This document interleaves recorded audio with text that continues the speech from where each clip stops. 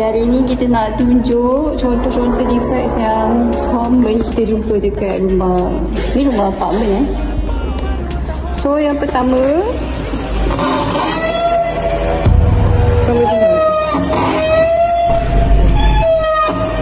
so tingkap je ada biscuit sustain.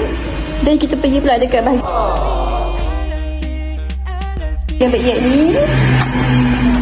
Dari jauh pun sebenarnya dah boleh perasan tau, dia punya tiles ni lain sikit pattern dia. Ini yang kedua. Yang ketiga pula, kalau korang boleh nampak, dia punya discharge opening ni tak sama tau dengan yang outlet je. So dia misalign kat sini. Flow trap ni dengan discharge ni misalign. So ini kita akan masukkan dalam report jugalah. Tapi saya nak tunjuk satu lagi defect yang agak major dekat rumah ni. Okay. So kalau kita tunjuk dekat sini, kau boleh nampak ke?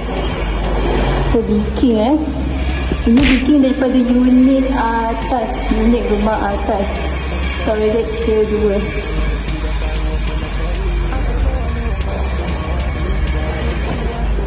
Yang ni pun sebab kenapa pentingnya kita perlu buat sponging test untuk kita check jugalah dia punya waterproofing okey ke tidak.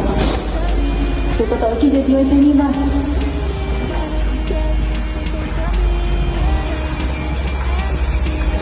So guys, kalau siapa-siapa yang nak check defects, dapat rumah baru ke, office baru ke, korang boleh contact LSP. Macam ni, bukan macam ni guys. Dan LSP secure your investment.